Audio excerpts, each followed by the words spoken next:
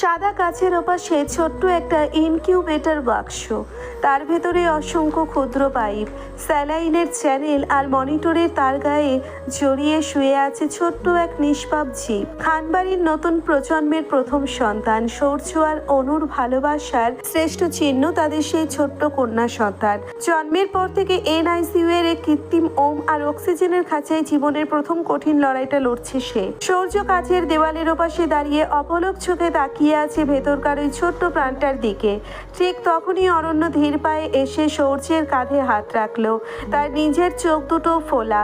গত কয়েকটা দিন এই পরিবারের ওপর দিয়ে যে ঝড় গেছে তা ভাবলেই গা শিউরে ওঠে। অরণ্য মৃদু গলায় বলল, ভাইয়া অনুর কেবিন থেকে ডাকছে। বড়মা বললেন ও বারবার তোমাকে খুঁজছে। সৌর্য একটা দীর্ঘশ্বাস ফেলে কাচের উপর থেকে হাতটা সরিয়ে নিল। অরণ্যের দিকে তাকিয়ে মাথা নেড়ে শান্ত গলায় বলল, বউ সন্তান আমার, অথচ ডক্টর আমার সাথে তাদের বিষয়ে কেন কথা বলছে না? অদ্ভুত। তোদের ডক্টর কি বললেন? বাচ্চার কন্ডিশন কি আগের চেয়ে একটু স্টেবল? অরণ্য মলিন হেসে বলল, ডাক্তাররা তোমার ওই রূপ দেখে বড্ড ভয় পেয়েছে ভাইয়া, তাই সরাসরি তোমার সামনে এসে কথা বলার সাহস পাচ্ছে না। তবে একটু আগে ডক্টর বললেন ইনফেকশনের ঝুঁকিটা নাকি অনেকটাই কেটে গেছে, আর বড়জোর 4-5 দিন ওকে এই ইনকিউবেটরে অবজারভেশনে রাখতে হবে, তারপর ওকে আমাদের কোলে দিয়ে দেওয়া হবে। সৌর্য মনে মনে আরও একবার স্রষ্টার দরবারে শুক্রিয়া জানালো। আইসিইউ থেকে অনুকে কেবিনে শিফট করা হয়েছে। কেবিনের ভেতরে সুরাইয়া, পুপি, দিলারা আর দাদুভাই অনুর দুই পাশে বসে আছেন। অনু বিছানায় অর্ধশোয়া অবস্থায় বালিশে পিঠ ঠেকিয়ে স্তব্ধ হয়ে জানালার বাইরের আকাশের দিকে তাকিয়েছিল। রাশেদ খান মেয়ের পাশে বসে গভীর মমতায় মাথায় হাত বোলাচ্ছেন। অনুর ফর্সা মুখটা এখনো অনেকটাই রক্তহীন আর ফ্যাকাশে, ঠোঁট দুটো শুকিয়ে কাঠ হয়ে আছে। পেটে সেই চেনা ভারী অনুভূতিটা আর পিচ্ছি পাখিটার চঞ্চল লাথি না খেয়ে তার বুকটা বারবার এক তীব্র শূন্যতায় হাহাকার করে উঠছে। মৃত্যুর দুয়ার থেকে ফিরে এসে নিজের সন্তানকে একটাবার দেখার তীব্র আবেগ ও তৃষ্ণায় তার ভেতরটা ছটফট করছে। ঠিক তখনই কেবিনের দরজা ঠেলে সৌর্য ভেতরে ঢুকলো। সৌর্যকে দেখা মাত্রই সকলে চুপ করে এক এক করে বের হয়ে গেলেন। রাশেদ খান মেয়ের মাথায় শেষবারের মতো হাত বুলিয়ে সৌর্যের দিকে তাকিয়ে নরম গলায় বললেন, তোরা কথা বল, আমরা একটু বাইরের ডক্টরের চেম্বার থেকে আসছি। তারা কেবিন থেকে বেরিয়ে যেতেই কেবিন জুড়ে নীরবতা নেমে এলো। সৌর্য ধীর পায়ে এগিয়ে গিয়ে বেডের পাশে বসলো।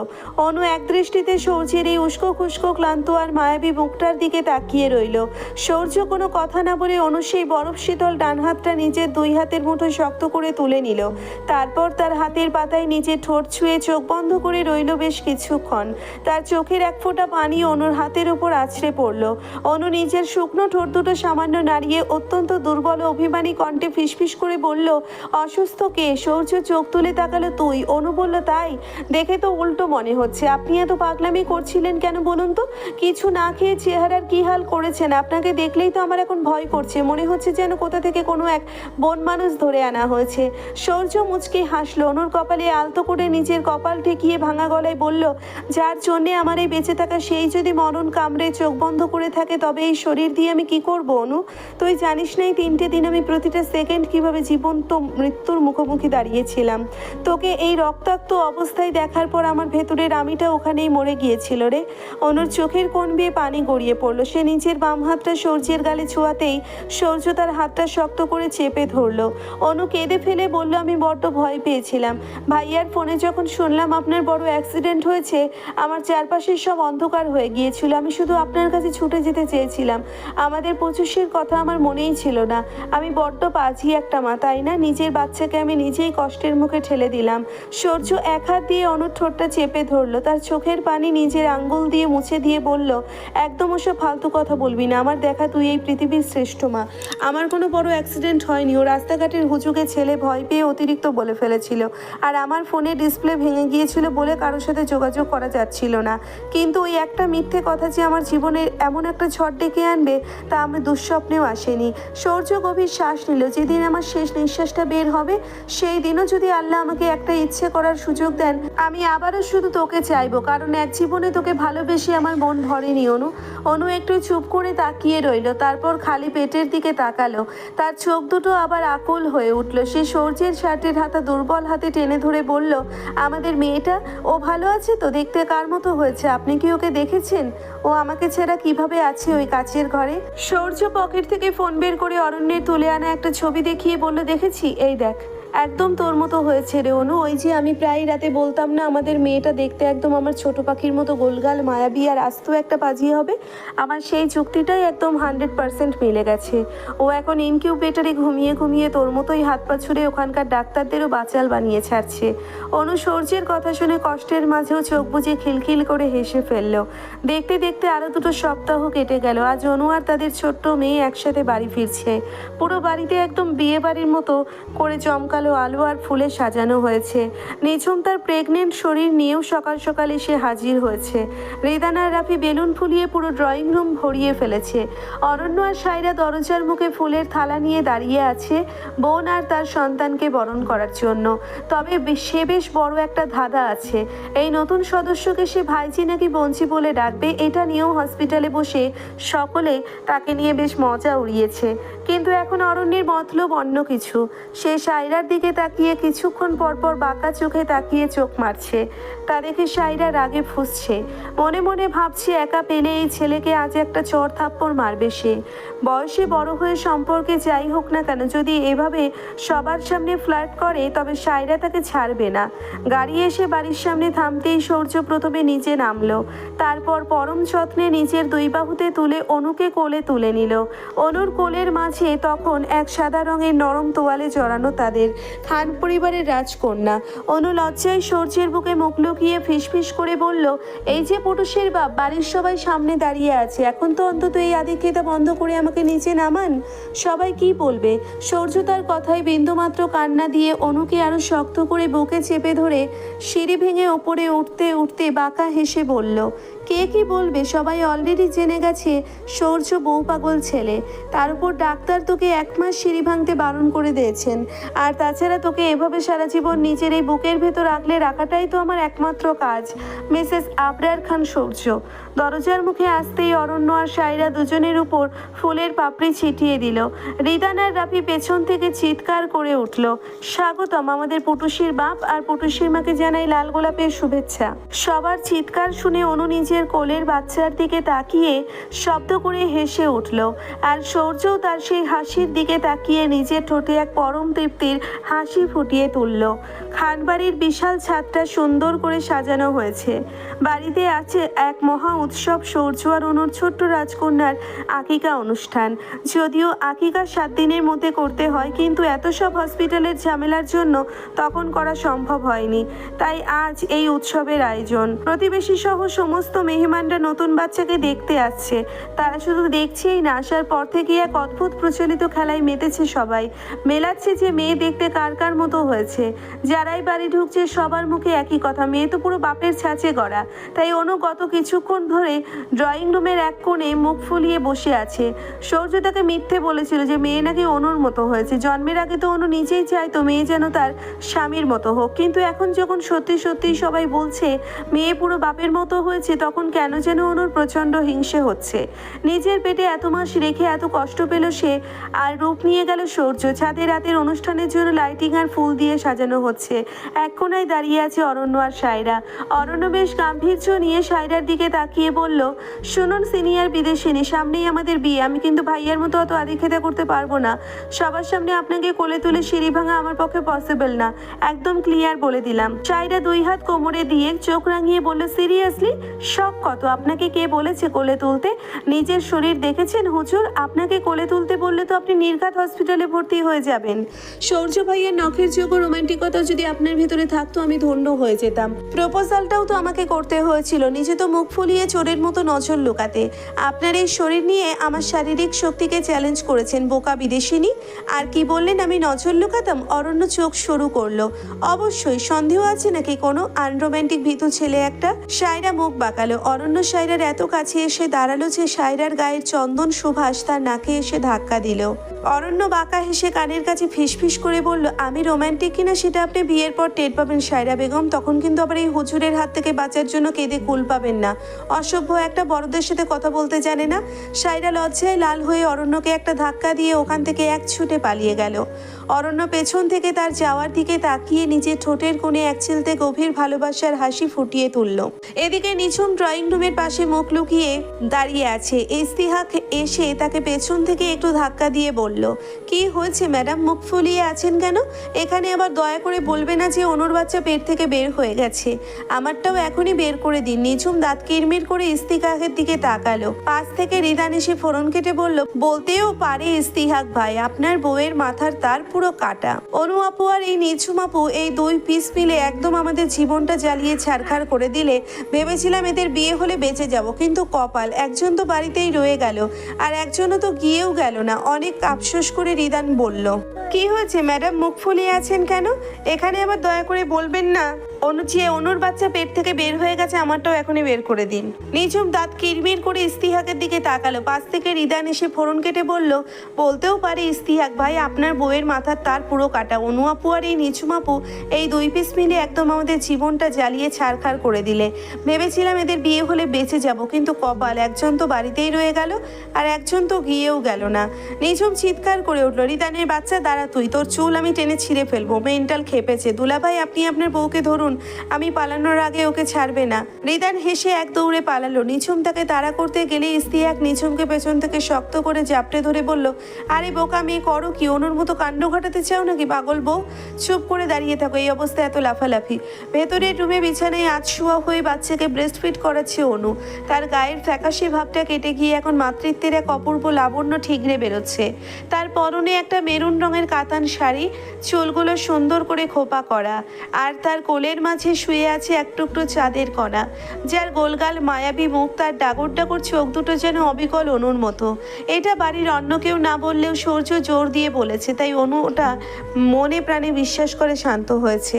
সূর্য নামাজ পড়ে মসজিদ থেকে ফিরেছে। গায়ে কালো রঙের চমকালো একটা সিল্কের পাঞ্জাবি জড়িয়ে সে ধীর পায়ে রুমে ঢুকলো। সূর্য দরজার কাছে দাঁড়িয়ে মুগ্ধ চোখে অনুর দিকে তাকিয়ে রইল। সামনের দৃশ্যটা যেন তার জীবনের সবচেয়ে সুন্দর আর মোহনীয় দৃশ্য, যেখানে একজন মা পরম মমতায় তার সন্তানকে নিজের বুকে সুধা পান করাচ্ছে।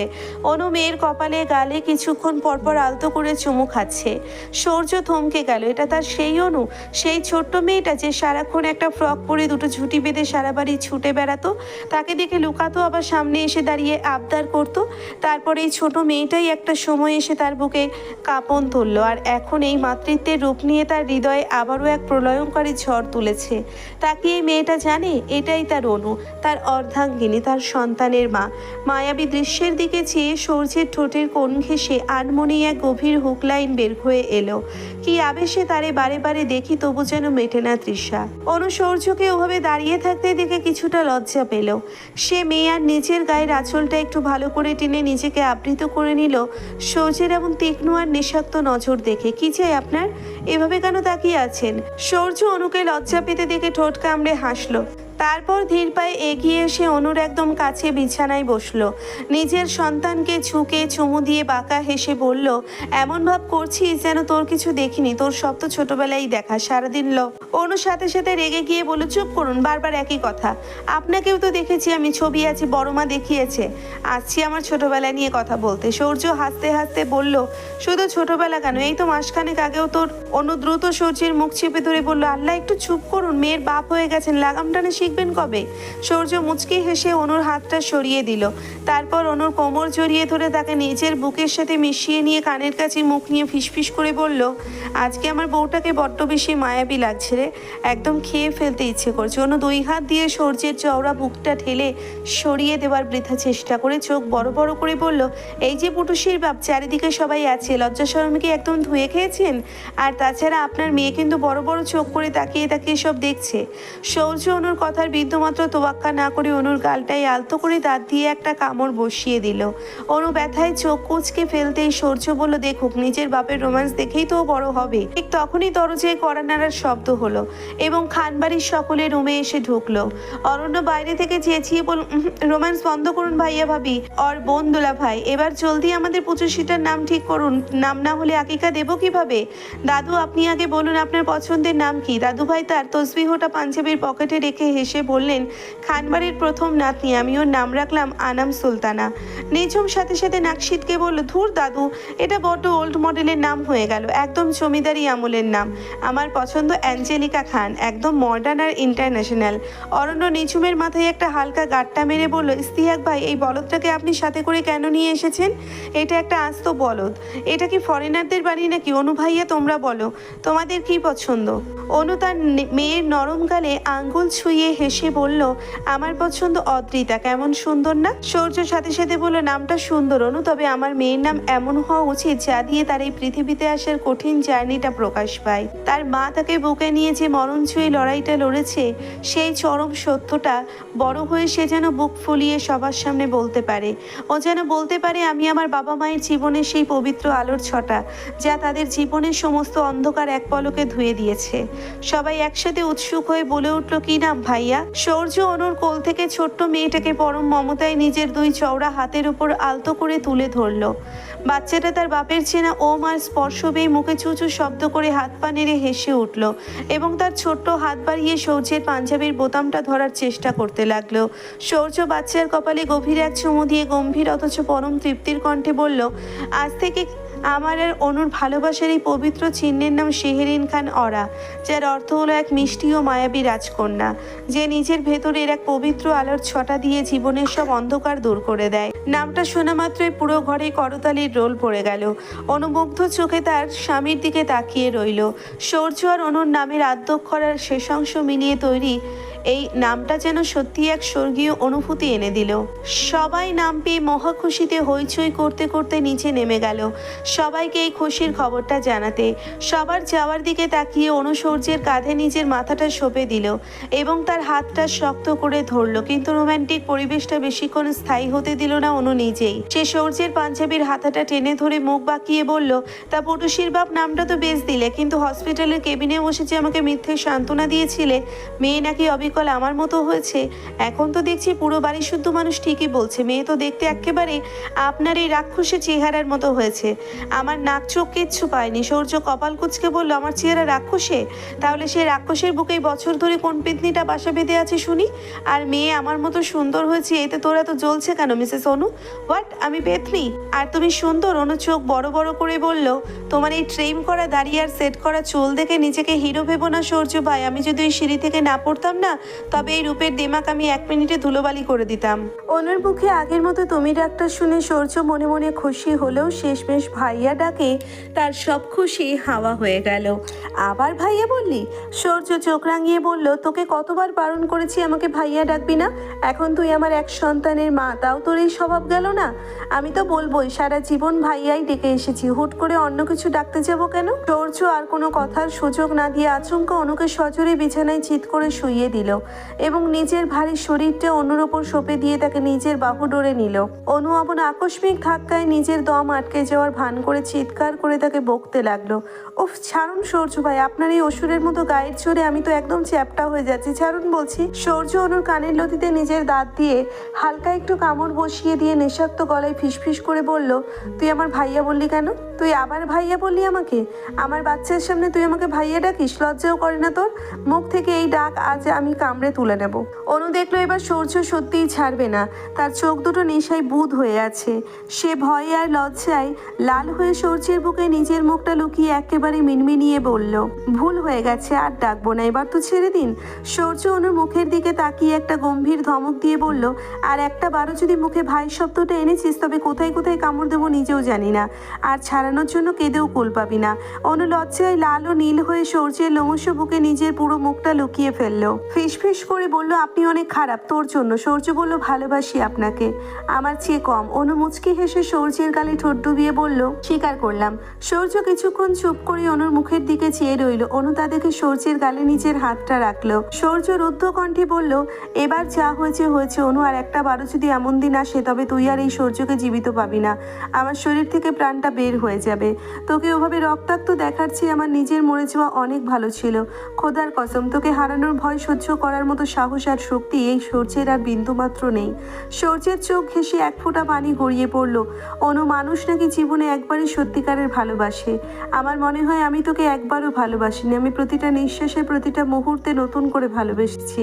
তাই আজও তোর দিকে তাকালে মনে হয় তোকে ভালোবাসার শুরুটা হলো মাত্র, শেষটা নয়। সূর্যের এমন কথা আর চোখের পানি দেখে অনুর বুকটা কেঁপে উঠল। সে সূর্যের চোখের পানি নিজের আঙ্গুল দিয়ে মুছে দিয়ে ফিসফিস করে বলল, আমি আর কখনো আপনার কথা অমান্য করব না, কখনো না। এবারকার মতো আপনার এই ছোট পাখিকে মাফ করে দিন। সূর্যর অনুর গায়ের উপর ঝুঁকে আছে। পাশে তাদের ছোট্ট মেয়ে অরা হাত পা ছোটাছুটি করছে, মুখে হাত দিয়ে চষার চেষ্টা করছে আর মিষ্টি মিষ্টি শব্দ করছে। সূর্য মেয়ের দিকে তাকিয়ে এক অদ্ভুত তৃপ্তির হাসি হাসলো। তারপর নিজের কপালটা অনুর কপালে ঠেকিয়ে বলল, আজকে থেকে আকাশের চাঁদটা আমাকে ভীষণ হিংসা করছে। অনু ভ্রুকুচকে তাকালো। কেন? কারণ ওই আকাশের বুকে তো মাত্র একটা চাঁদ আলো দিচ্ছে, আর এই সূর্যের জীবনে একসাথে আলো দিচ্ছে দুটো চাঁদ। অনু হেসে সূর্যের বুকে হাত রাখলো। সূর্য অনুর চোখের দিকে তাকিয়ে বলল, ভালোবাসি আমার দুটো চাঁদকে। কখন থেকে এই হৃদয়ের গহীনে, কবে থেকে তুই নিজের জন্য জায়গা করে নিয়েছিস আমি নিজেও জানি না। তবে আজ এতটুকু বুঝতে পারছি, আমি যখন থেকে নিজেকে চিনতে শিখেছি তারও অনেক আগে থেকেই আমার হৃদয়ের গহীনে ছিল তুই আর তোর রাজত্ব। অনু চোখ বন্ধ করে সুখের সাগরে ভাসতে ভাসতে বলল, আমিও নিজের চেয়ে বেশি ভালোবাসি আপনাকে সূর্য ভাই। আবার সরি, ভুল হয়ে গেছে পুটুসির বাপ। অনু জিভ কেটে বলল। সূর্য বাচ্চার দিকে তাকিয়ে একটা দীর্ঘশ্বাস ফেলে বলল, সত্যিই বলছি, কলিজায় একদম সাহস নেই, নইলে এর শাস্তি হিসেবে তোকে শীঘ্রই আর একটা আন্ডা ধরিয়ে দিতাম বাচ্চা ফোটানোর জন্য, অসভ্য লোক। অনু লজ্জায় সূর্যের বুকে একটা কিল মারল। সূর্য শব্দ করে হেসে অনু আর তাদের ছোট্ট অরাকে নিজের দুই বাহুর মাঝে আরো শক্ত করে আগলে নিল। তারপর চোখ বন্ধ করে এক তৃপ্তির হাসি হেসে ফিসফিস করে বলল, আজ বুঝলাম একটা মানুষের পৃথিবী খুব বড় কিছু নয়। আমার পুরো পৃথিবীটা তো এই দুই বাহুর মাঝেই ধরা আছে। আমার বেঁচে থাকার কারণ, আমার সমস্ত শান্তি, আমার প্রতিটি দোয়ার সবচেয়ে সুন্দর উত্তর, আমার এই দুটো চাঁদ আজীবন এই সূর্য নামক আকাশের বুকে জড়িয়ে থেকে তার পুরো জীবনটাকে ভালোবাসায় আলোয় আলোকিত করে রাখবে।